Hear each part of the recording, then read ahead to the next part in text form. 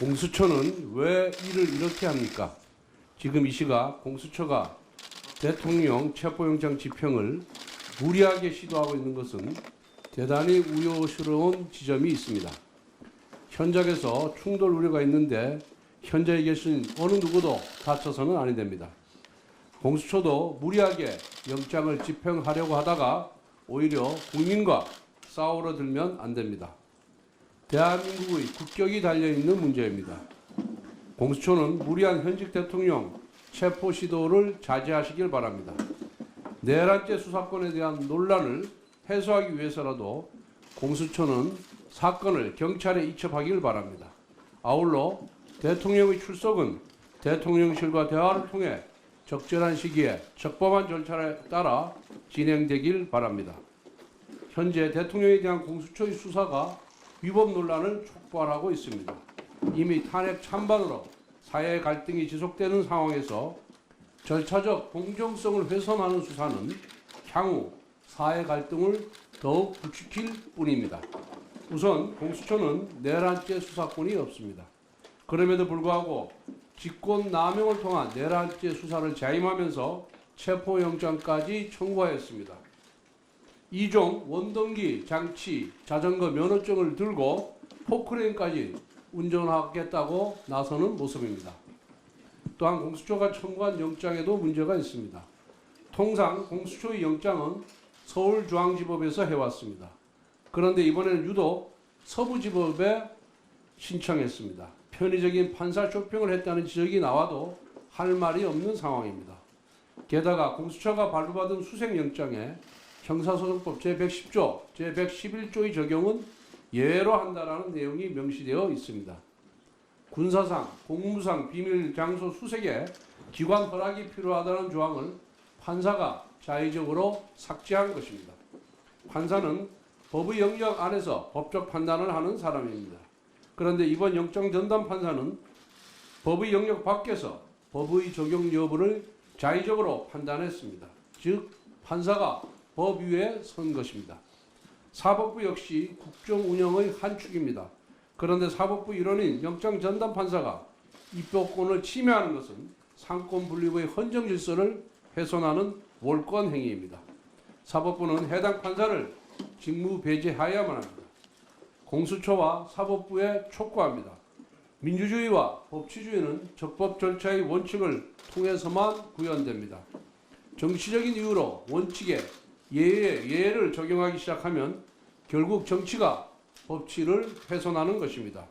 이 모든 논란의 원인은 공수처가 내란죄 수사 권한이 없기 때문입니다. 그렇다면 공수처는 대통령실과 적절하게 협의해서 영장 청구 등 수사를 진행하든지 아니면 완전히 수사에서 손을 떼고 경찰의 수사를 맡기든지 해야 할 것입니다. 헌법재판소가 연일 대통령 탄핵소추안을 조속히 처리하겠다고 합니다. 대통령 탄핵만 시급한 것이 아닙니다. 장관, 방통위원장, 감사원장, 중앙지검장 탄핵도 대단히 시급하고 중요합니다. 지금 국무회의가 온통 권한대행회의가 되어 있습니다. 탄핵을 행정부 곧박독으로 사용하는 민주당의 협박정치에 헌재가 경종을 울리지 않는다면 작금의 국정 혼란은 수습이 될 수 없습니다. 손준성 검사장 탄핵은 형사사건의 법원 판결을 기다린다는 이유로 1년 넘게 멈춰섰습니다. 지난달 6일 2심 무죄 판결이 나왔는데 언제 나올지도 모르는 대법원 판결만 하세월 기다리겠다는 것입니까? 헌법재판소는 최재형 감사원장 탄핵에 대해 소추 사유가 불분명하다고 밝혔습니다. 탄핵 소추 사유가 분명하지 않으면 기각이나 각하시키면 됩니다. 이창수 중앙지검장 탄핵 심판은 국회 측에서 변론 준비 기일에 불참해서 단 3분 만에 종료되었습니다. 이것은 논란의 여지가 없는 민주당의 탄핵 재판 지연 전술입니다. 이준숙 방통위원장 탄핵 소추안은 가결된 지 벌써 5달이 넘었습니다. 그런데 헌재가 지난해 12월 24일로 예정되어 있던 마지막 변론 기일을 1월 15일로 연기했습니다. 이것도 헌재가 야당의 민주당의 방통위원장 탄핵 심판 지연 전술에 동조한 것입니다.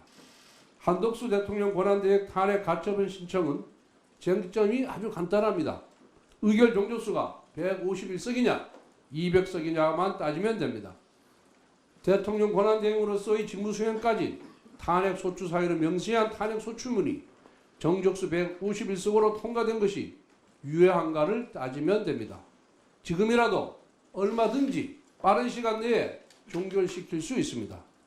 헌법재판소는 조속한 국정안정을 위해 헌재에 계류되어 있는 장관, 방통위원장, 감사원장, 검사들의 탄핵소추안을 신속하게 처리할 것을 다시 한번 촉구합니다. 아울러 헌재에 당부드립니다. 야당의 엉터리 탄핵 소추문을 보완해주는 논리를 헌재가 개발하면 안 됩니다. 헌재는 국회가 제출한 탄핵 소추문에 입각해서 판단한 다음 인용, 기각, 각하 중에서 결론만 내면 됩니다. 국회가 탄핵 소추를 발의할 때는 중대한 헌법 또는 법률에 대한 위반 사항이 있는지를 명확히 심사하고 논란의 소지가 없는 탄핵 소추문을 작성하도록 헌법재판소가 준엄한 명령을 내릴 것을 촉구합니다. 오늘은 우리 당의 상임 고문이시자 15대 국회 전반기 국회의장을 역임하신 고 김수환 국회의장님의 연결식이 있습니다.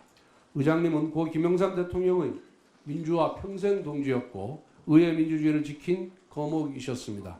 또 생전에 당과 국회를 위해 애정어린 고언을 많이 해주셨던 분입니다. 특히 우리 정치에 대화와 타협의 중요성을 많이 강조하셨습니다.